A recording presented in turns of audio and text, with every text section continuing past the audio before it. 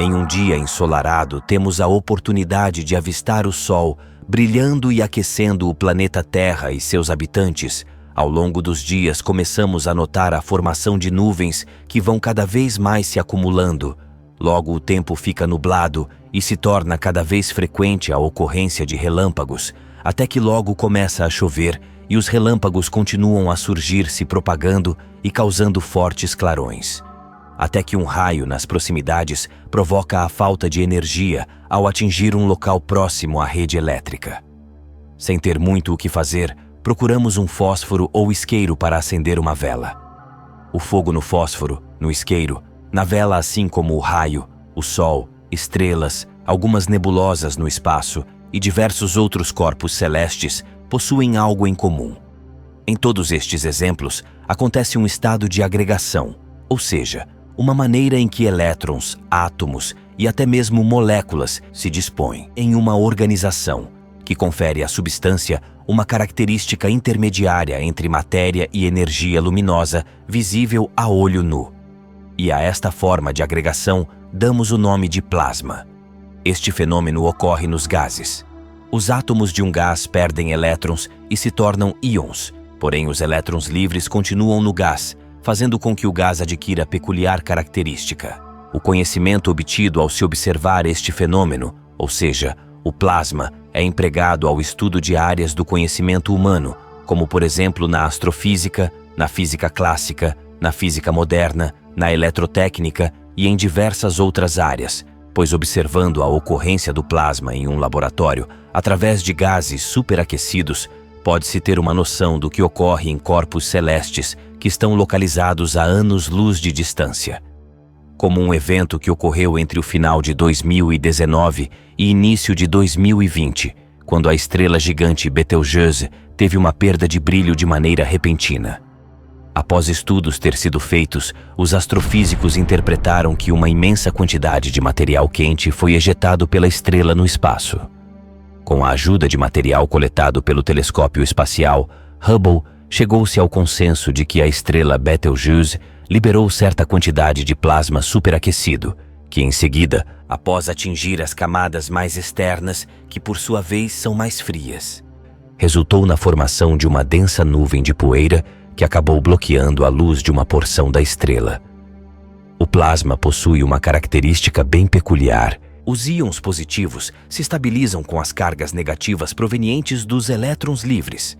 Esta estabilidade elétrica ocorre porque os átomos dotados de carga positiva atraem fortemente os elétrons que circulam livres em suas proximidades, mas como o sistema em questão, sendo este sistema o gás ali presente, está submetido a uma enorme influência de absorção de energia, o ciclo se repete, mais átomos vão perdendo elétrons e, em seguida, os atraindo novamente até que a fonte de energia ali atuante se torne menos intensa ou cesse.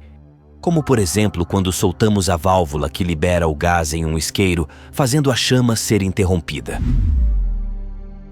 O fenômeno que ocorre entre estes elétrons livres e os átomos carregados positivamente é denominado recombinação, e é muito comum ocorrer para que íons voltem a se tornar átomos estáveis. Por este motivo, para que este gás continue ionizado em forma de plasma, é necessário que se forneça energia continuamente. O processo para se obter plasma recorrendo a processos laboratoriais ou industriais não é um processo fácil.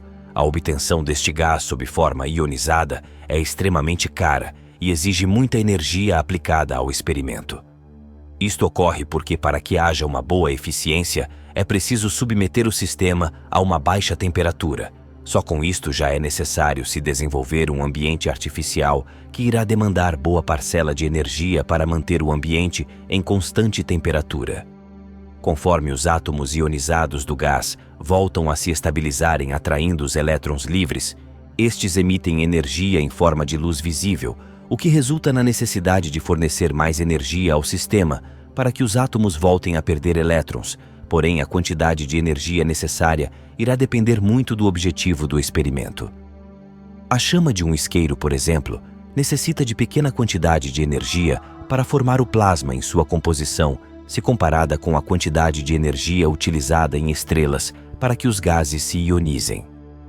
Levando em consideração ao que observamos na natureza, a energia que encontramos não é destruída ou formada, ela apenas se transforma.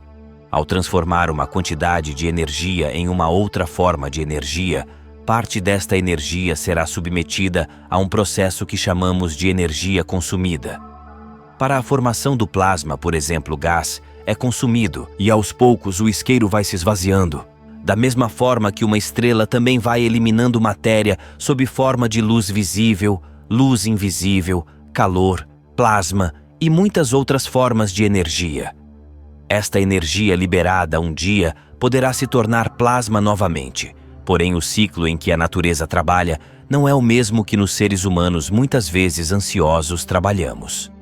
Nós nos acostumamos a adaptar o ambiente para as nossas necessidades e com isto pulamos muitas etapas no processo de reciclagem natural. Na natureza, tudo acontece no tempo perfeitamente certo, nem antes e nem depois.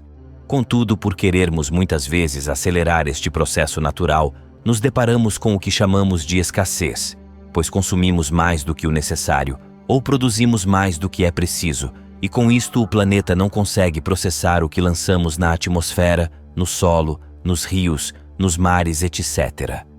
Por mais simples que possa aparentar ser para uma estrela provocar a formação de plasma, para o homem não é tão simples assim, pois este precisa de uma quantidade de energia que quase sempre apresenta-se muito limitada, pois não temos disposto gases com a mesma abundância que estão dispostos no universo fora do planeta Terra. Para se produzir o plasma, geralmente utilizam-se duas técnicas. A primeira maneira é através de reações químicas.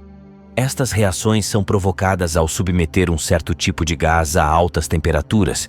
Com isto, o gás entra em um estado muito parecido com a combustão e com isto seus átomos recebem energia o suficiente para sofrerem tal agitação a ponto de fazer com que elétrons saiam de suas órbitas. No segundo caso, recorre-se à utilização de descarga elétrica. É o que vemos, por exemplo, na centelha de um fogão. Ao acionar o botão para acender o fogo, pois quando o acionamos, ocorre uma descarga elétrica que surge no bico, próximo à boca do fogão, e ao entrar em contato com o ar ao seu redor, o ioniza, provocando a fagulha. Tal fenômeno também ocorre em motores a combustão, onde a centelha que dá início ao plasma ocorre nas velas que produzem a ignição. Se esta energia for fornecida de maneira contínua, seja por aquecimento de um gás ou por corrente elétrica, irá evitar que o plasma se abrande. Desta forma, impedimos que os elétrons voltem a se unir aos átomos. E caso ocorra a recombinação, por haver excessiva temperatura ou corrente elétrica contínua, logo a recombinação será desfeita novamente. A questão é que os íons formados possuem vida muito breve, porém a energia fornecida ao sistema se encarrega de manter o plasma em contínuo funcionamento. Em seu interior está acontecendo uma onda extremamente intensa de colisões entre átomos e a energia fornecida.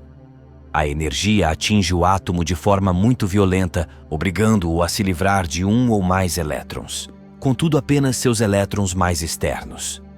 Esta energia absorvida pelo átomo permanece com ele durante um curto período. Em seguida, ao ocorrer a atração de um ou mais elétrons, o átomo emite a energia antes absorvida em forma de radiação, sendo boa parte desta radiação a luz visível, mais uma boa parcela de ultravioleta e um pouco de infravermelha. Caso seja aplicada ao gás uma grande concentração de energia, o plasma produzido terá uma intensa luminosidade. Portanto, se a energia for fraca, a luminosidade também será menos intensa. Como estamos abordando um fenômeno que ocorre com um gás, vamos analisar mais de perto a composição deste gás e como a temperatura influencia o comportamento dos átomos ali presentes. Quando um gás está submetido a uma temperatura ambiente, os átomos tendem a ficar distantes uns dos outros, movendo-se desordenadamente. Porém, estes átomos se chocam com bastante frequência. Aumentando-se a temperatura, estes átomos passam a se agitar com maior velocidade, pois energia foi fornecida ao sistema.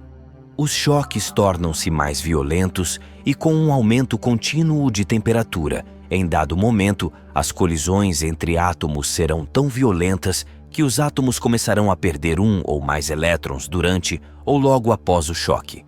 Com isto, o sistema gasoso passará a conter átomos neutros com prótons e elétrons em igual quantidade, íons positivos, que são os átomos que perderam elétrons, e os elétrons que se libertaram da atração atômica. No Sol, ocorre a formação do plasma que acontece na atmosfera ali presente. O fenômeno ocorre quando o hidrogênio submetido a alta temperatura solar se ioniza. Conforme estudos foram sendo feitos, observou-se que o plasma é um ótimo condutor elétrico, quando entre dois eletrodos se coloca uma chama de gás, uma chama de vela ou até mesmo a chama de um fósforo. Ao fazer isto, ocorre a descarga elétrica provocada pela pequena quantidade de íons contidos na chama, proporcionando a condução elétrica de um eletrodo para o outro.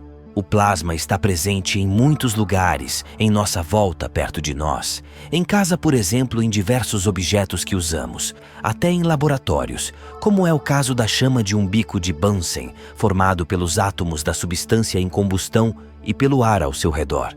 E muito distante, a anos-luz de distância, ali também se encontra o plasma, produzido a descargas elétricas ou temperaturas tão altas que seria capaz de desintegrar instantaneamente uma enorme quantidade de matéria.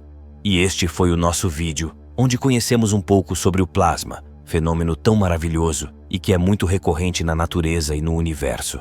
Muito obrigado por terem assistido ao vídeo e um grande abraço.